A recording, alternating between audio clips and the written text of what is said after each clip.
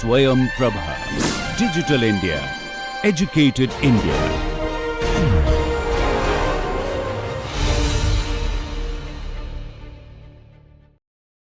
Hello, welcome to Bonding. We have some little bit of history about bonding, and then we'll talk about molecular orbitals. So I know you may have covered some of this in Gen Chem. We're just doing a walk through memory lane here. So how did all of this come to be? Bonding, atoms, molecules, when all you see is just continuous stuff like water and air. Democritus was the first one to introduce the concept of discrete particles making up continuous wholes and quantum structures. And he was there around 460 BC. I mean, this is more than 2,000 years ago, 2,500 years ago. The concept was introduced. It's just like on the beach, you see the beach is being continuous, but if you pick up a handful of sand, you notice that they are particles, and then these particles can be broken down to smaller and smaller particles. And he called the smallest particle atomos. Then, well, Aristotle and all of the other powerful guys poo-pooed his ideas, and they were lost for almost 2,000 years until Dalton came along and introduced the concept of the atom. And this is by itself probably a whole topic. I'm just going to go really briefly through this. So he thought atoms were solid particles. There were two groups of scientists, or at least many, but there were two ways in which the atomic theory developed. One about the energy and one about, the particles or the atoms themselves. So after that, it took about another 100 years for people to assimilate these ideas, and then Thomson came along with his cathode ray tube and X-rays and said atoms are emitting particles, which means they're not solid blocks, they have subatomic particles. So he introduced the concept of subatomic particles in atoms, and particularly electrons. And he actually calculated the charge over mass ratio of the electron, which is 1.76 times 10 to the 11 coulomb per kilogram. So that was a huge number, and then, well, at that point they had no idea what the mass was. And it wasn't until a very long time after that, Millikan then discovered the charge of the electron. The charge of the electron with his Cook-Pot and his electron oil spray experiment. Charge of an electron was really small, 1.602 times 10 to the minus 19 coulombs. Well, we know charge over mass, we know the charge, so we can find the mass, and the mass of the electron was then found to be extremely small, which is 9.11 times 10 to the minus 31 kilograms. So, I mean, is that even a mass? It's just like bordering on nothing. So, well, the charge of the proton obviously is the same as the charge of the electron. And they also found the mass of the proton around this time to be about 1,836 times bigger than an electron. And, we know all about that. But then, at the same time, they didn't really know where all the electrons were. They knew there were electrons that were negative, and they know that the protons are positive. And so why weren't they collapsing? Why weren't the electrons collapsing into the nuclei? Because of the attraction. Then soon after, then discovered electrons are really around the nucleus, but the nuclei itself is in the center, and it holds about 0.0001% of the volume of the atom. So the atom is basically nothing. 99.999% of the atom is nothing but empty space. So that was Rutherford's discovery. And, well, where were the electrons? Well, Bohr was working on atomic absorption spectra, and he found that when you excite electrons, when they come down, they give off discrete energy waves. They are not a spectrum, but they have discrete energy waves. And so therefore, he said electrons are also in discrete energy levels around the nucleus. So just like your planets are orbiting the sun, the electrons are orbiting the nuclei. So that was the Bohr model. And when you go from one level to another, you can only emit a particular amount of energy.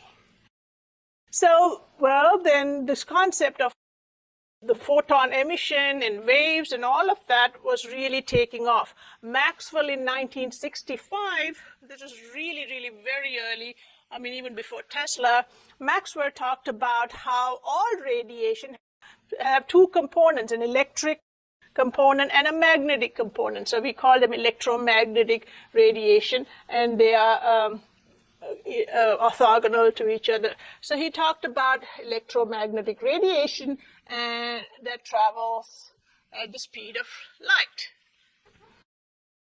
Soon Planck was doing experiments on energy as well. He heated up these black bodies, and he said the radiation they emitted wasn't proportional to the amount of energy they emitted, was proportional to the frequency. And so then he came up with the Planck constant, which we use up until now.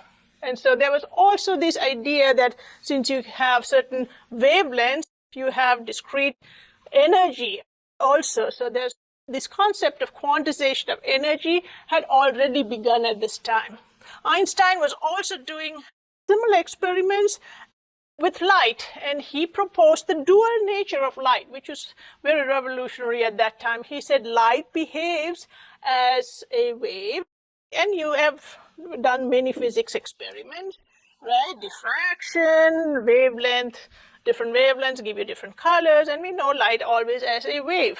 But he went on to say that light also has particle nature. So wave, and we can always find the wavelength, and that's very simple, and also diffraction and so on.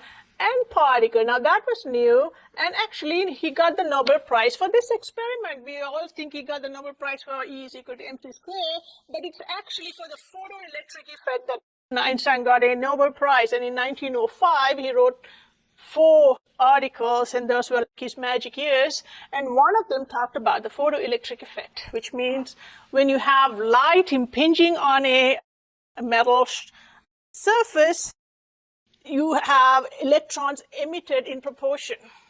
After it hits a threshold frequency, then you will have electrons coming off. So it's almost like light packets, like billiard balls, are hitting these electrons, and these electrons are being emitted.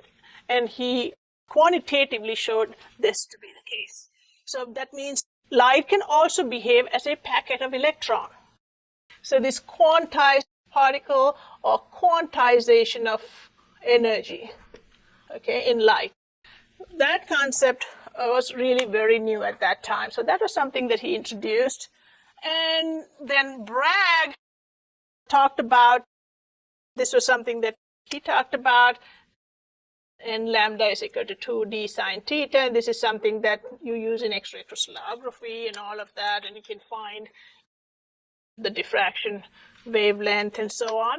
And that was something really very important. The scientific community also went on to suggest that if you have an atom, the lambda has to be a multiple integer for the waves to continuously go along the circle. So it has to be a whole number. If it was a fraction, then they'll collapse, and so the wave will disappear. So that is a very important concept in trying to figure out the electron position and motion and so on, energies. So 1916, well, once they knew electrons, were around, G.N. Lewis proposed a theory where he proposed that electrons come together and bond because they want to make octets. So this concept of octets and electrons coming together to fulfill the octet requirement, and that is why they make valence bonds. That was kind of established in 1916. So 1924, de Broglie comes along and says, well, Einstein had proposed that light can be a particle, light can be a wave. And he said, well, if electrons can have a wave nature, they can also have a particle nature, which means an electron can have a wavelength, and that you can calculate for an electron or for a particle, a lambda, for any particle, not just for light or not just for electrons, but let's say you see somebody coming over, you can calculate a wavelength. If you have a mass and a velocity, you already know the Planck's constant. But why is it that we don't see people walking around in waves? That's because the bigger the mass, the smaller the lambda, and then you won't be able to see it. But for something as small as an electron, then the lambda would be significant. And you should be able to calculate that.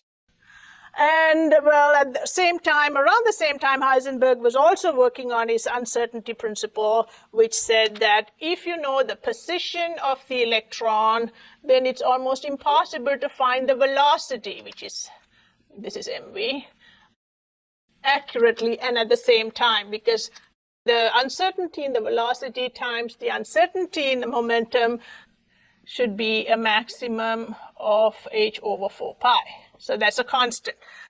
If this is high, then this has to be low because this cannot change. So if you know the position of the atom, then you don't know the velocity. And if you want to find the velocity, and if you, let's say, shine a light on it, then it's going to then eject that electron, and you won't know the position of the electron, right? So the Heisenberg uncertainty principle was really very important in bringing this home. So over here, we also know that n lambda is 2 pi r in this case. So in the audience, Peter Debye, who was also a very famous physicist, called out to Schrödinger. Schrödinger had come over from Germany. He was against the Nazis and working in Wisconsin, and he was a brilliant scientist with lots of gold medals from Germany, but he hadn't really discovered anything over here. So Peter Debye then just called out to him and said, hey, Schrödinger, if electrons have a waveform, then they should have a wave function. Just like, let's say x is equal to y, then you'll have a straight line, right? Or y is equal to x squared, you'll have a parabola. In the same way, if you have a waveform for the electron, you should have a wave function. Why don't you go find the wave function for that? And he did. So there you go, that's what it is, right? Even he didn't fully understand at that point the significance of his equation. And this is a time-independent equation, so that would calculate the wave function of a standing wave, which is what an electron is. An electron is not traveling unless it's in an X-ray tube, but if the electrons around an atom, it's a standing wave.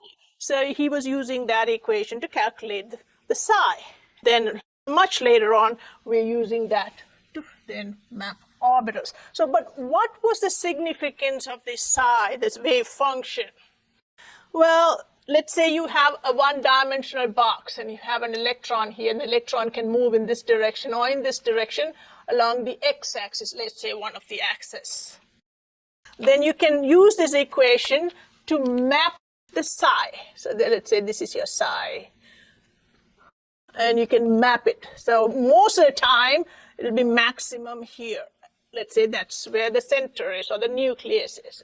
And then as it goes towards the edges, it kind of falls off. Same here. So you cannot penetrate, these are walls. You can't penetrate those walls. So in between, that's the psi or the wave function. Let's say this is 0 to a. Let's say you go to a higher energy level, you can have the same thing. So let's say this is your wave function. Let's say there's electrons running around here, and in here, mostly in this area, or at least the wave function is maximum when it's in here and here, over here and over here. So the psi wave function, if you draw it out like that, is going to be like that. Okay, so, well, we have a beautiful graph. We know the wave function at these points for each of these points. But what's the significance of this? Well, it wasn't until they had a conference in Copenhagen, and there was a Copenhagen interpretation of a lot of the scientific theories, that they kind of came up with something for this and said, well, the important part here is if you take the wave function and take the square of it, that's going to tell you the probability of finding an electron in a position along that curve. So let's say here the electron is mostly in this region, the psi here, so the psi is maximum, psi squared is maximum. As the psi falls off, the psi squared also falls off. So over here, let's see, this is the psi, then that's the psi squared. It's a lot more pronounced here in the middle, which means if you take this, this is where you'll find the electron in that position. So if the electron is moving in this area, that's the probability of finding the electron over there. So you can see the maximum probability is in the center. So here we can see psi squared is proportional to the probability of finding an electron in a given space. In this case, it's just one-dimensional, a given space. You could also do this in X, Y, and Z direction, and you can kind of have a map for it.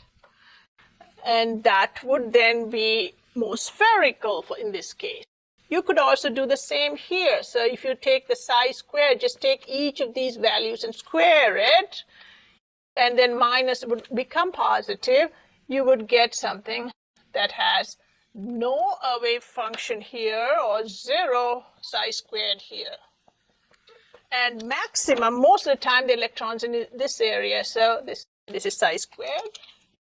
So the probability of finding the electron is maximum in this. It's really going around here. Some of it is here, but mostly it's in here and in here. So this is the maximum probability of finding the electron, and that's your psi squared. So that's your maximum. So if you do this, calculate this in, let's say, X, Y, and Z direction and map it all out, you can get the probability. Let's say that's the center point, which is in our case nucleus. Most of the electrons are around the center, in the center really. And then it kind of tapers off as it goes towards the wall. So this is what we call orbital now. An orbital is an electron probability map for the distribution of electrons in discrete quantized energy states. And the probability of finding the electron in this area or in this volume is 90% probability. Okay, because there's always going to be some uncertainty. And it's the same here in this case. This is where the maximum is. So here, again, let's say that's your nucleus. You have electron density in this area, kind of tapers off here, and electron density in this area, and it kind of tapers off there. So these are different orbitals according to their energy, again, according to their quantized energy. So we kind of have an idea based on all this quantum mechanics of where the electron is around a nucleus. So the next thing is, well, we're not really dealing with atoms as much, we're dealing with molecules. So how do these orbitals then come together to make a bond? We have valence bond theory, that if you have electrons like these, electrons come in and overlap, and the nucleus of this atom attracts this, nucleus of this attracts this electron, and they kind of find a form of bond like that. That's the valence bond theory, very simplified. They didn't really talk about waves and probabilities and so on, because this was way before the Schrödinger equation or any of these calculations were done. However, after these were all done, then we now have to incorporate that new knowledge into bonding. And what was the implication for this? Well, molecular orbitals, so we have a molecular orbital theory. Molecular orbitals are treating electrons like waves. That's the main difference. Here, they were treating electrons as a particle. So these particles are running around somewhere. Whereas over here, molecular orbital theory talks about electrons as waves. So let's say you have an electron as a wave. So you have two waves. So let's say you take a trough of water, let's say. Okay, just imagine. Then you hit the water in two different places. So the waves here, you're going to make waves, right? So you make waves, and so the waves can come traveling toward each other, and they can travel and they can come together, and the peaks of these can overlap on the peaks of these. So they overlap like that, which means they're going to go in the middle and get a big peak. And they saw the same pattern when they did diffraction studies, which goes only to prove that electrons are waves. So this is called constructive interference. Or you could also have a situation where these waves are actually coming together, but the peaks are going above the troughs here. So these are going to go, let's say, come together again. They're coming closer when you hit them, and they come together and go and they kind of nullify each other. So this is going one direction, this is going in the other direction, but in the opposite sign. So therefore, they kind of cancel each other out, and you have nothing. Zero. Nada waves. All right? You can apply the same concept to the standing waves, which are electrons. In an electron, let's say you have two orbitals here, which are nothing but waves. They can come together, and these waves can overlap and have a huge wave in the middle. Or let's find in the probability here, the psi squared would be maximum in the middle. Or you can come together and they can actually have zero probability in the middle. So this is just for an orbital. I'm just talking about two atomic orbitals coming together. Those are the two possibilities. Because these waves are integer values. So you either have complete bonding, or in this case we call them anti-bonding. So that's the nucleus. When you have atomic orbitals, so these are atomic orbitals, and let's say you have one electron in them. I'm just putting a dot, which is also not correct because we don't know whether it can be a dot or a wave. But let's say I'm just going to draw the electron like that. We don't really know what it really looks like. And then I'm putting a spin because electrons can go clockwise. Electrons can go counterclockwise. They have spin, and talked about Pauli's exclusion principle and so on. But our principle says that electrons should always go to the lower energy first, then they'll go to the higher energy. So here are your electrons. There won't be any electrons in this case. Now, if you had 3 electrons, then you'd have to put 1 here, or 4 electrons, then you'd have to put 2 there, and so on. So you'd first go bottom, and then you would go up and put it up. So you have 2 orbitals coming coalescing together, making a lot more electron density in between. That's called bonding molecular orbital, because these are now different types of orbitals between 2 nuclei. So they're molecular orbitals. Atomic orbitals are around just that particular atom. These are now opposite signs. So these are anti-bonding molecular orbitals. And you can think of them as coming from this destructive interference of waves.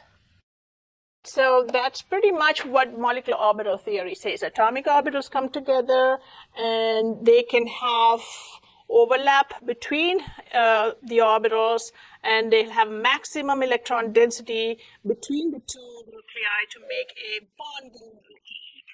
Or they can have anti-bonding molecular orbital, where you have no electron density in the middle, and that is called a node. Nada comes from the word nada, which means nothing, right? Nothing. This is your energy of your atomic orbitals. Your bonding molecular orbitals are always going to lose energy and become more stable. Anti-bonding orbitals always gain energy and become unstable. So these are higher energy and these are lower energy. So bonding molecular orbitals would be lower in energy, anti-bonding orbitals would be higher in energy. Bonding molecular orbitals will have fewer nodes, anti-bonding molecular orbitals will have higher nodes. The more nodes you have, the more destructive interference you have, the less overlap you would have, because there's no electrons in between the nuclei to hold them together. So the higher the number of nodes, the higher the energy. So molecular orbital theory has some of these standards included in their theory. First, linear combination of atomic orbitals. So if you have atomic orbitals coming together, the weighted average of the atomic orbitals would be the molecular orbitals. So in this case, let's say psi of your molecular orbital would be psi of, let's say, HA, and let's say HP. In this case, it's going to be the opposite. Let's say the anti-bonding molecular orbital. Let's say this is bonding molecular orbital. Anti-bonding molecular orbital would be, because of the signs, they would be minus. That's pretty much what it says here. If you have n number of atomic orbitals, you would make n number of molecular orbitals. Typically, half of them are bonding and half of them are anti-bonding. In some cases, especially when you have an odd number, you can also have non-bonding molecular orbitals, which you will say later. So that's also a possibility. Bonding molecular orbitals are lower in energy and have fewer nodes. Anti-bonding orbitals are always higher in energy and have more nodes. Electrons will fill the lower energies first, and then, just like in your principle, you will go up the steps and fill up the higher levels. If your atomic orbitals are closer in energy, then the energy drop here would be more than if your atomic orbitals are different energies. So same kind of atoms make more stable orbitals, bonding orbitals. As in all systems in nature, symmetry is key. Symmetry is key. You can look around in nature, and just like you are symmetric, plants are symmetric, animals are symmetric, orbitals, at the very fundamental level also that symmetry is maintained. So the nodes will be distributed symmetrically. They're not going to find all the nodes on one side and then no nodes on the other. The nodes will be symmetrically distributed as possible in a molecular orbital. We will come back later and look at the applications of these bonding and anti-bonding molecular orbitals later. And if you have any questions, don't hesitate to let me know. I'm not saying I have all the answers for this, just telling you what I've read, but we can just help you with some of the questions you may have. All right? And I notice that sometimes I'm not always looking up in front when I'm talking to you. That's because I'm behind a screen, and at the back here, there's nothing but darkness when I see out there. So sometimes I'm not looking up at you, but just always remember that I'm thinking of you. This is all done for you, and I am thinking about you, even though I may not be looking at you all the time. So in summary, I'd like to say that, well, the theories about electrons have developed over time, and our theories about bonding have gone hand in hand with the theories about electron structure, the atomic structure, and also quantum mechanics. All right. And there are lots of videos online on quantum mechanics which are getting better and better as time goes. So I hope you will find those interesting. I also want to let you know that a lot of the time it might seem to you that I'm looking at the board here and I'm not looking at you. That's because when I'm in the studio video recording, the whole studio out there is just pitch black. So I see nothing out there. I guess it's just like an instinct to just look at the board that's in front of me. So it may look like I'm just looking at the board, but please remember that I'm always talking to you and trying to get all of these concepts across to you. You are the audience. That's the most important thing here. Thank you, guys. Bye.